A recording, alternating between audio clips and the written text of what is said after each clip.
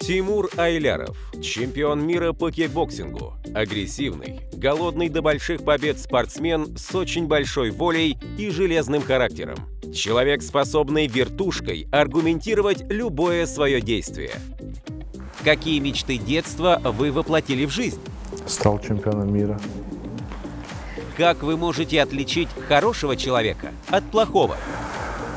Мне стоит только посмотреть, я уже понимаю, кто и что. Что бы вы предложили попробовать сделать каждому? Попробовать остинские пироги. А хотя нет, это же для остинского телевидения. Тогда нет. Тогда что? О, вот, знаю. Забежать на Сапицкую. Быть кикбоксером или судебным приставом? Конечно, быть кикбоксером. Стали бы вы дружить со своим двойником? Стал бы, потому что надежный и всегда уверен был бы в нем. Опишите, какой вы видите свою жизнь через 20 лет. Где-нибудь на острове с кучей детей. Наверное, так. Чего вы боитесь? Потерять близких. В какую секцию бы никогда не отдали ребенка?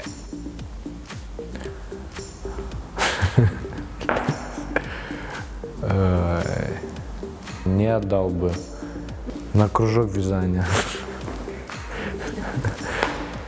Когда вы можете не принять бой? Например, вот если я буду болен или травмирован, там я уже точно не приму никогда. Потому что выходить и каждый раз на характере биться, и бывает то, что ты можешь проиграть, потом зачем? Лучше изначально сняться, выйти здоровым и выложиться на все 100%.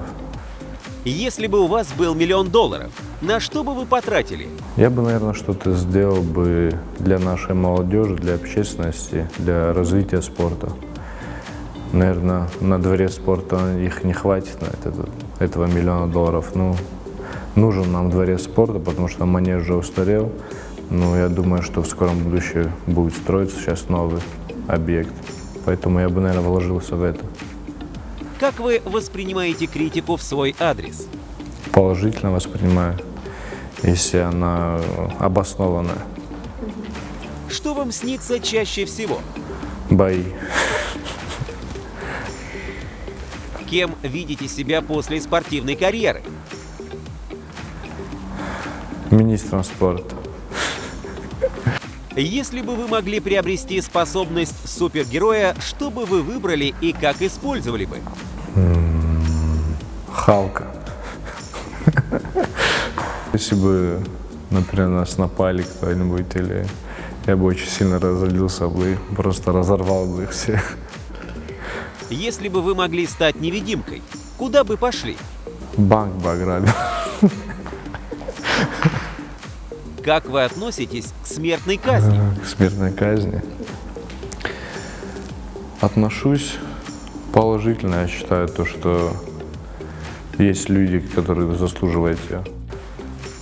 Чем бы вы занялись в последний день своей жизни? Со своими близкими и родными.